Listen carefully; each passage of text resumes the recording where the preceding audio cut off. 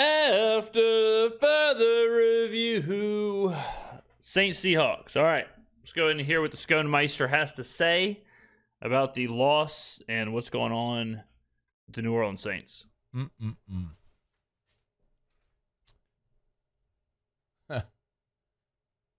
That felt a lot like my childhood.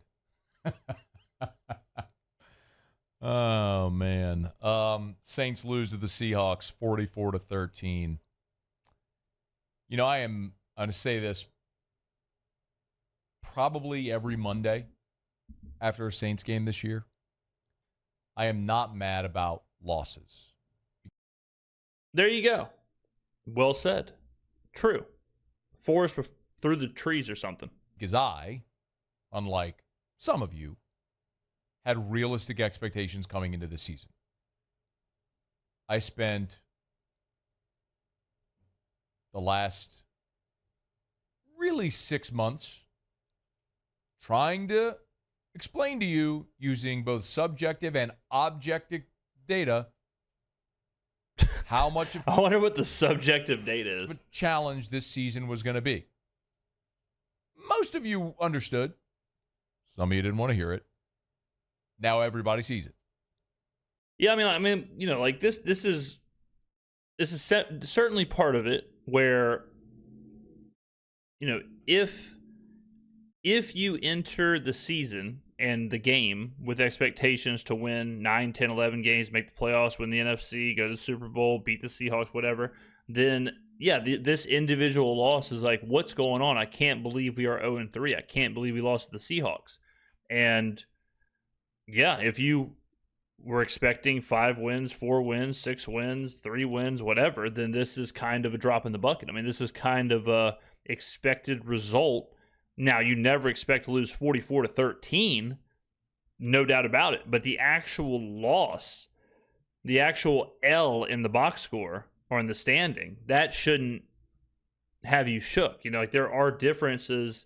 There is a big difference between losing, you know, as a favorite, losing like the NFC Championship game when you should have won. You're the home team, you're the favorite, you have a great team, all that stuff. Or even any game, you know, where you're supposed to win, like Green Bay's loss. Green Bay's loss to Cleveland, that's got to feel way worse for Packers fans than the Saints loss to the Seahawks. Because Green Bay is a legitimate team. Every loss counts. They're trying to get a 1 seed. They're trying to get home field advantage. You blow a game like that, you allow the Cleveland Browns to score 13 points in the fourth quarter. For the Saints, it's like, all right, you're 0-3. You're expected to be 0-3. You're probably going to be 0-4. You're expected to be 0-4. The question is, what happens when you play the Giants, the Jets, the Titans, the Bears, the Fins, you know, the Panthers twice, the Falcons twice? Like, that's the question. You know, so what was expected or whatever of the Saints is still on the table. So, not mad about the law. There's going to be a lot of those this year, and I'd prepared myself for that. And I don't care if 37-year-old Kellen Moore wants to practice late because he likes to sleep in. I don't care if Kellen Moore wants to have a super light training camp. I don't care about any of that.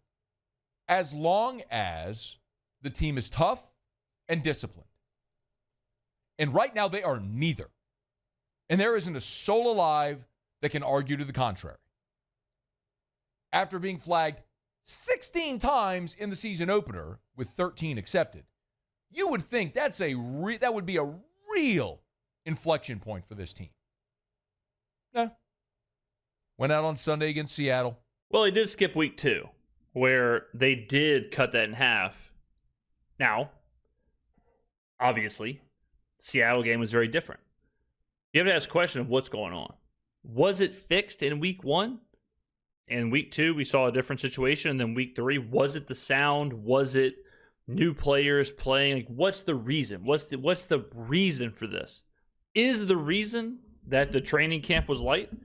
It may be. Is the reason that practice is at 2 instead of 12? Maybe. Right? But you got 3 data points. Week 1, week 2, week 3. Week 2 tells a different story than week 1. Week 3 tells a different story than week 2. Okay? What are the answers? What are the reasons? 11 penalties. They are not smart. They are not disciplined. They're not tough. They do not handle adversity. They do not make plays. They're bad. This was a comedy of errors. Just look at the sequencing in the first half, and you'll understand what I mean. Opening. It was a comedy of errors. And real quick, like to harp on the penalty thing. The Minnesota Vikings. What do we think about the Vikings? Minnesota Vikings have had 13 penalties in their last game, 8 penalties and 8 penalties. The Green Bay Packers, okay, had 14 penalties in the game against the Browns. If I tell you that, what does that make you think? Do you think the Packers are undisciplined? Do you think Matt LaFleur is a problem? Do you think Kevin O'Connell is a problem? Do you think that they need to change their training times? Do you think that the Packers didn't spend enough time at training camp? Do you think the Vikings don't wake up at the right time? No, right? You don't think any of that stuff. You just chalk it up and you say, I don't know, right? Like, I don't know what's going on. Was it one game? Was it the situation? Maybe it is Kevin O'Connell. Maybe it is Matt LaFleur. Maybe it is the training. The point is, you don't talk about that and see that because the Vikings and the Packers are sweet. They're good. You know they're good. You know Matt LaFleur is a good coach. You know Kevin O'Connell is a good coach. You know whatever. The Green Bay Packers had 14 penalties and blew a 10-0 lead in the fourth quarter to the Cleveland Browns and lost. All right? Right now, where we sit, the conversation is not Matt LaFleur, his training, his practice regimen. Why are they having 14 penalties? What's going on? Okay? Because you already have all the other stuff. You have they're good. He's a respected coach. They'll figure it out, whatever. Like that, they'll figure it out, right? Like that's the idea. They'll figure it out. Yeah, the Vikings had 13 penalties. They won 41-10. Who cares? What's going on with the Saints right now, in this moment, in week 3 or going into week 4, is that you have a frustrated fan base, a deservingly frustrated fan base, and you have a whole bunch of unknown. We know that. We know the unknowns. We've talked about it all offseason. And this, I think, of course, you want something to latch onto, believe in, whatever. And it's easy in that unknown to take everything and pile it on and make mountains out of molehills. If it's a thing where the Packers have 14 penalties, 10 penalties, 12 penalties for the next 5, 6, 7 weeks and they drop games left and right, yeah, okay, maybe it's a problem. If it's a 1-game thing, 2-game thing, 3-game thing, you trust Matt LaFleur and Kevin O'Connell to figure it out. We don't know if we can trust Kellen Moore to figure it out. And I think that turns into like apprehension. That turns into, well, he sucks. He obviously sucks, you know? What I would say is, see the issue, special teams, penalties, third down conversions, whatever. See all that. See the problems. And then see if they fix it. But going full on Doctor Who, full on Monk, full on Columbo, and trying to investigate if it's the training camp schedule or the nutritionist or the what brand of granola do they use in the breakfast cereal? What brands, massage tables do they have in the rehab facilities? I think that is where it gets a little bit too into the weeds. Possession, you decide let's go for it on 4th down near midfield. Okay, cool. You actually dial up the play. Alvin Kamara's open. Rattler missed him. Now, did Rattler miss him? Was Kamara backpedaling? I don't know. Probably a little bit of blame on both. But it was there. Yeah. So you face a little adversity. Seattle gets the ball near midfield. Boom, touchdown. Oh, by the way. Well, hold on. Hold on now. You do stop them on 3rd and 8, and then Brian Brzee with an egregious headbutting, unnecessary roughness, which extends the drive and allows the touchdown. It wasn't just as simple as touchdown. You had gotten off the field. You had gotten to stop on 3rd down. Your defense was going to hold him to a field goal. And then Brian Brzee headbutts a dude, gives him a 1st down, and then they score. Stupid. Yes. Stupid, undisciplined play. 100%. Gives him a touchdown. So then you get the ball. And guess what? You got a 4th and 1. You're going to go for it again. And you false start. Again, tush push. You're going to do a tush push thing. You got Torricelli, Simpkins, false starting. Disaster. Okay? Disaster. And that 100%, that is an example. Those two penalties right there. The Brian Brzee penalty is very different than that Torricelli Simpkins penalty. That tush push, if we are going to run it, and we've run it twice, and we've false started twice, if we are going to run it, you better practice it 1,000 times. And if you're going to false start nonstop, quit running it. Get it out of there. Okay? That is a play you have to nail down. That is a play like the Eagles you run because you convert it at a 98% clip. The Brian Brzee thing, that's on Brian Brzee. So now you got a punt. Just like when Jalen Carter spit in Dak Prescott's, face or whatever and got thrown out of the game. Is that a Nick Sirianni problem or is that a Jalen Carter problem? And they housed the punt 96 yards for a touchdown. Now you're down 14-0. Oh, but on your next drive, it gets you committed worse. 4 penalties on that drive. What did you say? 4 penalties on your next drive.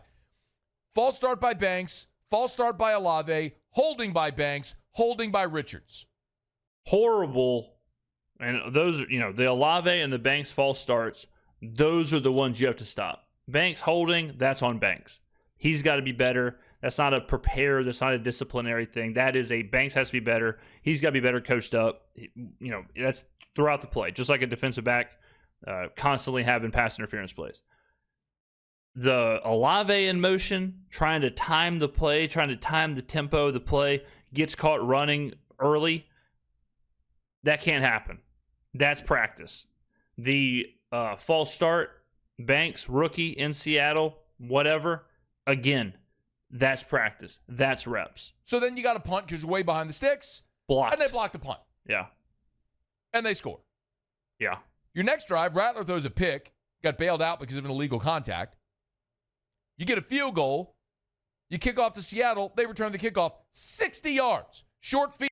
At this point, it is a Three Stooges movie. Like you're watching an episode of Three Stooges. That's how bad it is. 3 plays, 38 yards. They're in the end zone, 28-3. By the way, with all that bad special teams play, the inability to cover, it sure would be nice if you had a good special teams ace, wouldn't it? It'd be really nice if you had someone that maybe was like an all-pro special teamer. Maybe even like a team captain that was on special. Oh, wait, you had that in JT Gray, and you cut him. See, this is kind of what, look, I've answered so many of these questions in the comment section this week. I feel like I'm just copy and pasting a lot of this, but this is very similar to what I'm talking about with the training camp schedule and all that stuff. It is a natural reaction to try and identify the issue, right? It's a natural reaction to see a problem, punt block, punt return, kickoff, whatever, and to the issue in the boogeyman and to make it a thing. Oh, this is the problem. This is the problem.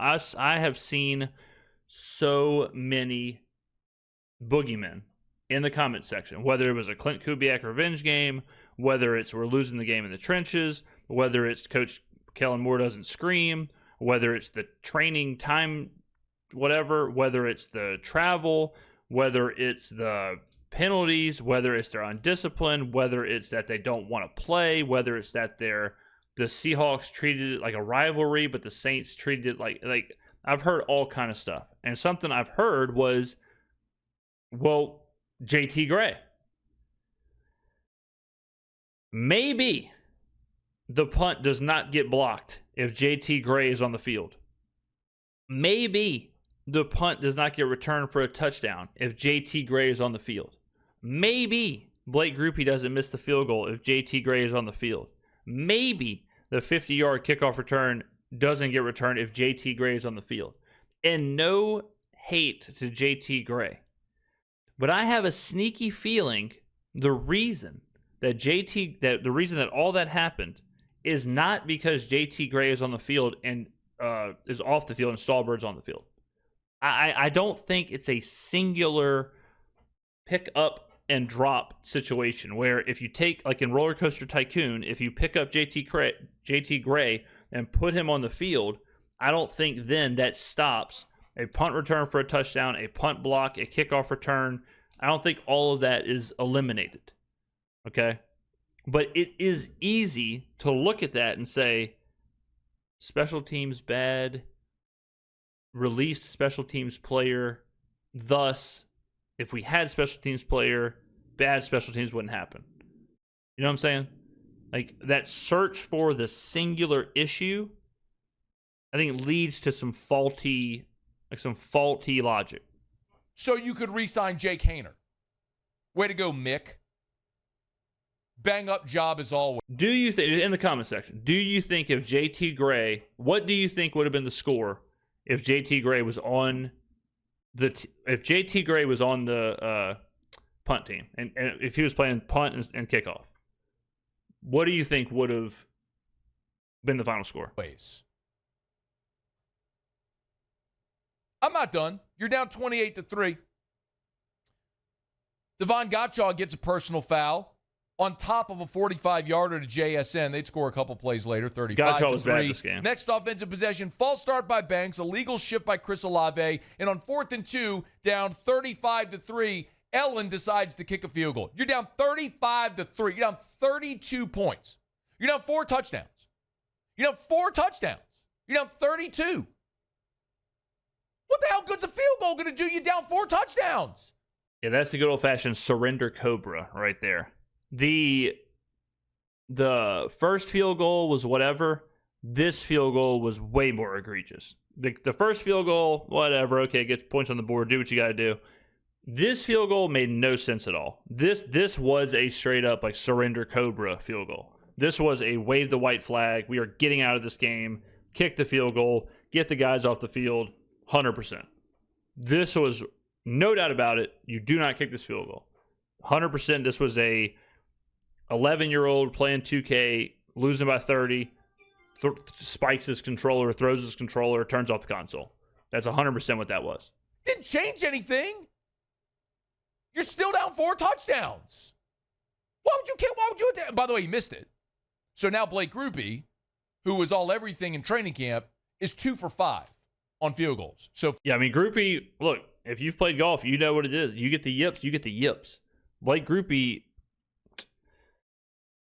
can't miss a field goal a game. I mean, I love Blake Grupe like a brother, but you miss a field goal a game. I mean, this is the time where, okay, let's start trying out kickers. You know, like this is the time where it's all right, go get somebody, go get someone off free agency, swap them out. I mean, I love them, but team captain it. But I mean, if you're going to miss field goals every game, you just can't do it.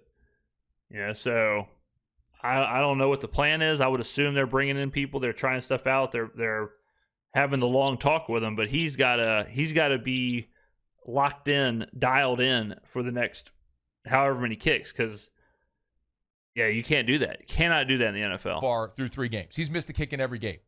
I'm not good at math, but that means he's on pace to miss 17 kicks this year. That's not good. Yeah, he'll again faulty logic, but yeah, currently on pace to go 17 for, you know, whatever, 40 something. Not done, by the way. And by the way, Olave, false start and illegal shift. He's supposed to be a number 1 receiver. Everyone who keeps hitting me with that, when are you going to acknowledge Chris Olave is not a 1? At best. Well, again, okay, couple things here. The Olave thing, yeah, exactly. It's a Chris, you've got to be better. I understand that whatever, new system, new tempo, new this, new that, you're outside, all that stuff, but I get Torricelli Simpkins false starting and a tush push. Difficult play, Seattle, timing, loud, you're a rookie, playing out of position, whatever. Chris Olave doing all this cannot happen. That cannot happen. Now, the one thing, y'all know my thoughts on the positional like designation is what does that even mean in the NFL? I know what it meant 20 years ago. Like your 1 was a specific type of receiver. You know, is Chris Olave a tried and true quote unquote or 1 in that definition? No. He's much closer to, you know, like he's like the Randall Cobb type. Like he's like a second. He plays off of receivers. He finds soft spots in the zone. He's really good from whatever 15 and in, something like that. Like he's a slick route runner. He's not relatively explosive. all that. He is our best wide receiver. Is he the traditional one by that definition? Probably not. But, I think the one thing is a little weird. I think, like, because I understand what he's saying. He's saying, like, he's not Jamar Chase. He's not Malik Nabers. He's not, whoever. And it's like, no, he's not. He's not. Ladd McConkey isn't either. But Ladd McConkey, like, he's a different receiver. And at his best, he is a top 32 receiver. He's not the same as those ones. But, so the designation thing makes it a little tricky. I think in general, Chris Olave would be better in the Devontae Smith role, where he's playing off of a physical dominant receiver like A.J. Brown. Chris Olave is not Malik Nabers. He's not Jamar Chase. He's not those guys. 100%. He needs someone else. The Saints don't have someone else. The Saints don't have that receiver. Chris Olave is our best receiver, and it's just a situation where the Saints, quote-unquote, one doesn't do what I think the traditional definition of a one is. Like Emeka Egbuka for the Bucs is their two. If Mike Evans and Chris Godwin didn't exist and Egbuka was the one, it would look a lot different. Egbuka is great in that role, and I think Chris Olave would plays that role. But he's also asked to be the go-to guy. At best, he's a number two. He might be your number one because you stink, but at best, he's a number two. Yeah, so that's basically what I'm saying. They tried to do a quarterback sneak. Fadil Diggs was offsides. They get a field goal. It's 38-3. And then you get another situation right there before the end of the first half where you're down at the 3-yard line with 3 seconds to go, and you're down 38-3. So you're down 35 points. Down 35 points. Instead of going for a touchdown, down 35 points, you kick the 23-yard field goal as time expires. Yeah, these are surrender field goals. Yourself feel good to go down 38-6. Y'all. Kellen Moore, I fear, is in over his head. And I'm not trying to be hyperbolic. I'm not trying to overreact to one game. And I would understand it if there were things. I would understand it if the reason you were losing was just because you didn't have good players. Right? Like if you're just getting beat. But let's face it. Torricelli Simpkins was an undrafted rookie free agent was starting at left guard for you. Yeah. Like I don't against Byron Murphy. Like, how do you think that's going to go? Of course that's not going to go well. So I'm not mad about Torricelli Simpkins having a bad day. He's an undrafted rookie being thrown in there to start at his first at Seattle against a former first-round pick. Of course that's not going to go well. That's not my problem. The problem is the 11 penalties. The problem... But it's kind of the same. Like one of those 11 penalties we just talked about was Torricelli Simpkins on the false start and the tush push. So is that all on Simpkins being an undrafted free agent who first game in Seattle? Is it all on him? No, it's not all on him. He should be prepped up. He should be coached up. There is blame to go around to everybody. What I am saying, ladies and gentlemen, is not that these things don't matter.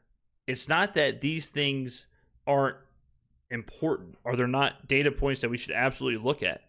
What I'm saying is they are a data point. They are week 3. They have happened. And now you got to see what happens next. But taking this game as gospel, taking this game as this is what it's going to be and what it is, that is what I don't understand. Because you have, and Matt mentioned it, you have a rebuilding team with rookies everywhere, young players everywhere, new system on offense, new system on defense, rookie head coach. That seems like the definition of a team that you would not want to take the early, whatever's happening early, whether it's good or bad, and say, this is gospel. This is a fact. This is it. This is what we're going to see. Because the fact of the matter is, from the offensive players to the rookies to Kelvin Banks to Chris Olave to whatever to Kellen Moore to the entire team, offense and defense, the fact of the matter is that this team is being tasked with developing, growing, seeing what they are, seeing what you got. That doesn't jive with whatever you do in week 1 or week 2 or week 3 is what we are going to believe is what's going to happen moving forward. I don't think you should judge Cam Ward on week 1, week 2, or week 3. He's a rookie quarterback. Brian Callahan is his head coach. All right, he's got a lot of stuff going on. You got to give him some time. I don't think you should judge any of these guys, these young players, young coaches, Ben Johnson, whatever. To say the Bears are, no doubt about it, who they were in week 1 and week 2 is crazy. To say the Bears are, no doubt about it, who we saw they were in week 3 is crazy. Both of them is wrong. Whether you jump too far to the positive or too far to the negative, or take whatever happened in one game or two, whatever. Like, that is what I'm saying. This loss, disgusting, despicable. I sat here for 3.5 hours live, almost vomited all over my keyboard. Horrible performance. F-. Everyone got bad grades. No one's getting dessert. No one can play video games this week. No Fortnite for you. No cranking 90s. All right? 100%. I'm with you there. Where I am not with you is that this is, no doubt about it, what is, what has been, and what will be. That's the part that I cannot get there on that. I cannot get there on finalizing the grade, finalizing the progress report for a young, developing team in week 3. I don't care what happened in week 1, week 2, week 3. I don't care if we have 25 penalties in week 1, week 2, week 3. I got to see more. No pun intended. I got to see if they can fix it. I got to see if the coaches or the players or whoever can dig themselves out of this. Bryce Young was ass on a stick for 2 years, has 6 good quarters, and people are like, all right, this guy's taking a step. Got to give these guys a little bit of grace. Got to give them a little bit of time. Be frustrated with the loss. Yeah, it wasn't a fun way to spend a Sunday. No doubt about it. But you cannot close the book after reading the first 5 pages. Damn, that was hot fire. Is the bad effort on special teams, allowing a 95-yard punt return, allowing a 60-yard kickoff return, allowing a punt block. Like, those are effort things. Those are discipline things that you can control. And when you don't do those things, that's when I look and go, what is Kellen Moore doing? And it leads me to believe, like, they don't respect him. They may like him. That is There's a big difference crazy. between liking and respecting. And I hear some people say, well, Kellen Moore needs to go yelling on the sideline. No, he doesn't. Yeah, guys, that's dumb. All right. There's so many different ways to lead. The best coaches in the NFL are not the chew your head off, domineering, like dictator, screaming and yelling guys. Okay. We're not watching the Junction Boys. Kevin O'Connell, Sean McVay, Matt LaFleur, those are the best coaches in the NFL. Do you see them chewing their clipboards?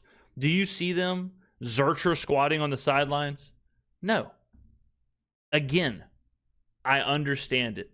You want to find a reason. You want to find, it's the timing of the practice. It's the length of the practice. It's that Kellen Moore is not screaming. It's that JT Gray isn't there. I understand that.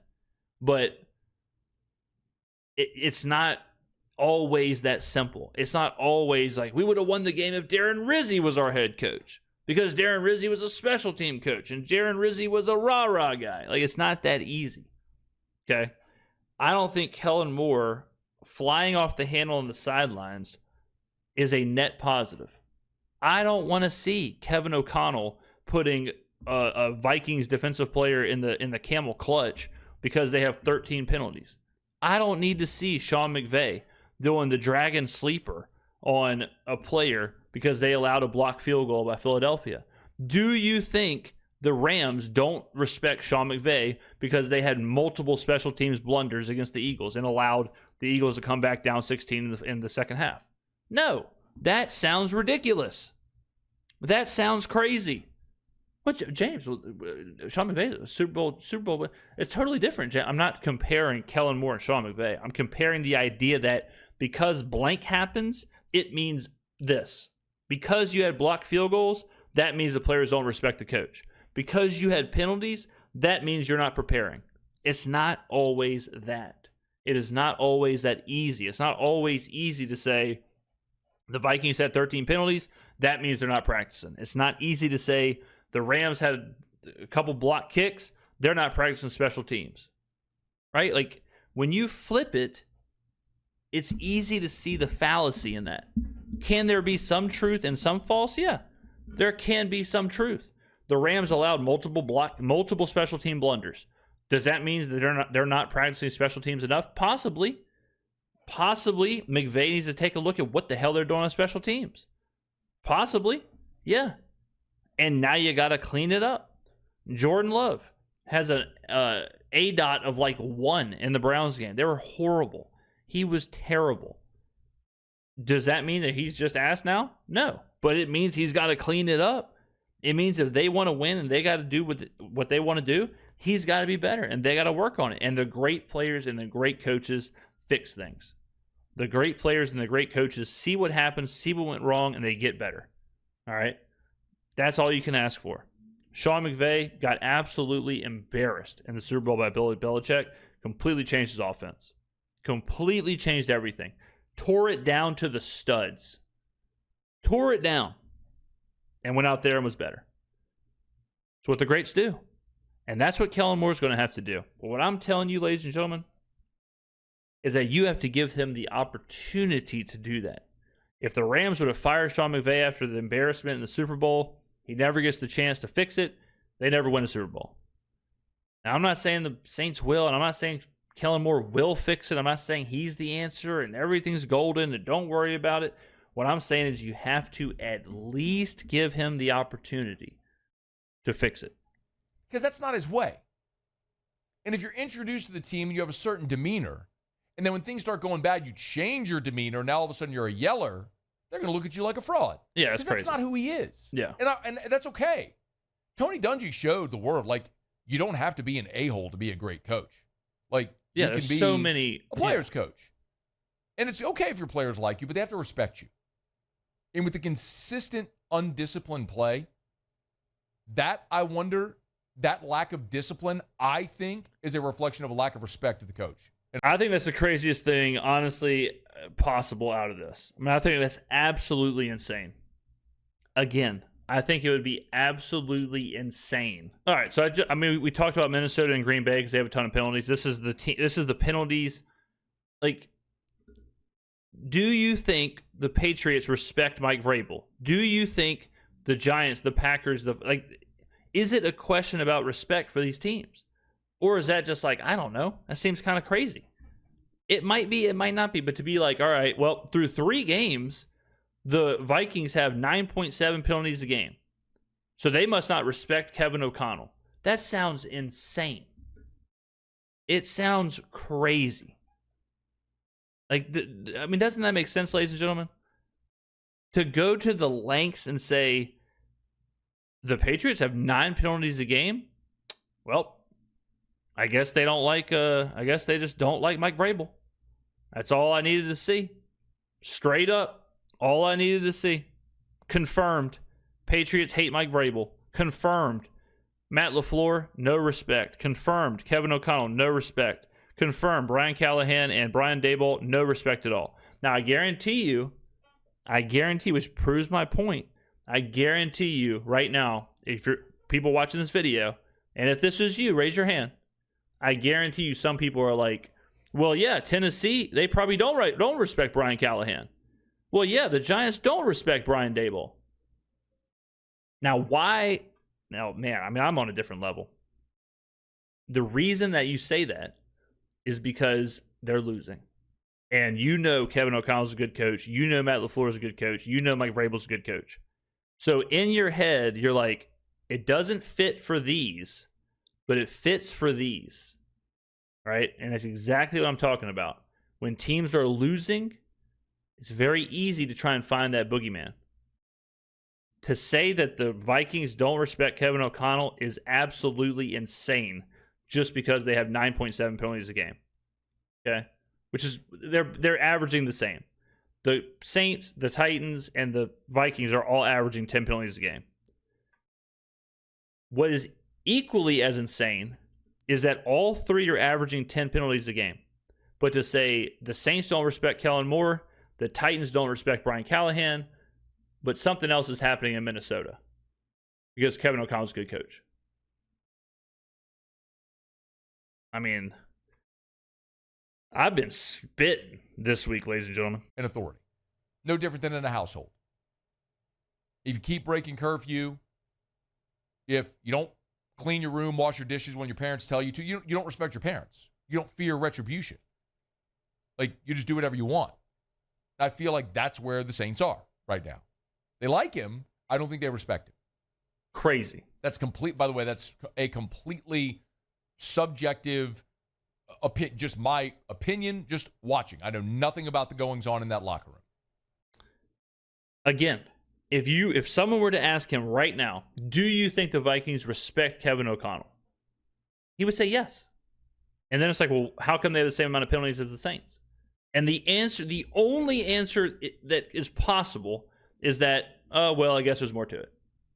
And if there's more to it for the Vikings, there can be more to it for the Saints. But to make a blanket statement that high penalties are correlated to a lack of respect is crazy. But then I look at Kellen Moore and I go, the end of the first half against Arizona, you didn't use the timeouts. The fourth down decisions in this game were head-scratching. I just don't know that I don't know that he knows how to manage a game. If that's something that, and that's something that you have to look at, if that is something that is determined to be a problem, this reminds me a lot. I talk about this all the time, but in Dan Campbell's first year, he was really bad at clock management, game management, stuff like that. We have a video on this channel talking about like going through the whole thing. And he came out and he acknowledged it. And he said, I'm struggling with this. And so they went and hired a whole suite of like analytics people basically to take over and do that.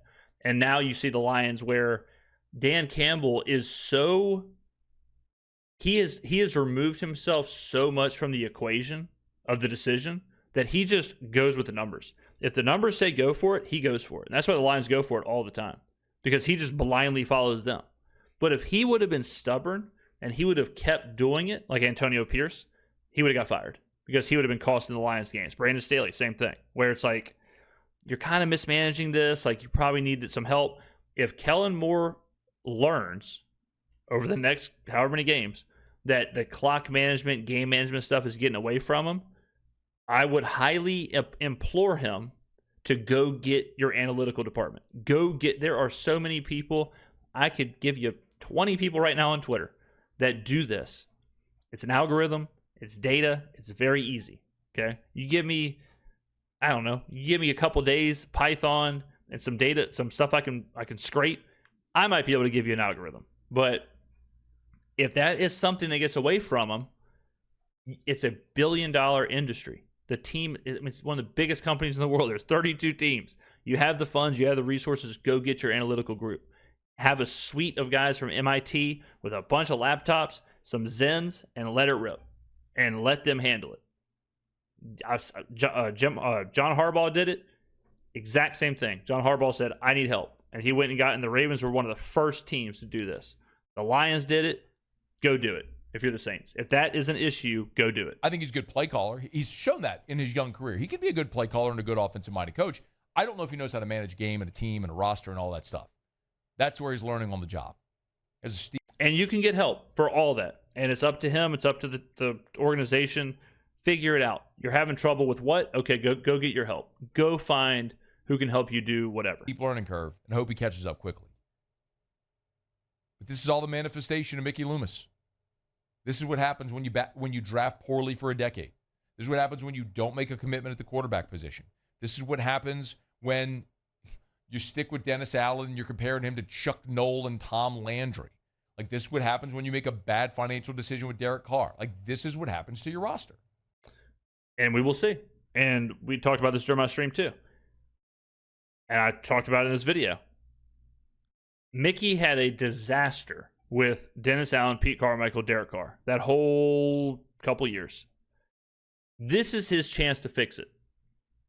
If Kellen Moore is a flame out and doesn't work and he fired in a year or whatever, and Spencer Rattler doesn't work out and Tyler Shuck doesn't work out, absolutely. And we have bad drafts and all that. Absolutely. You have to look at the front office. 100%.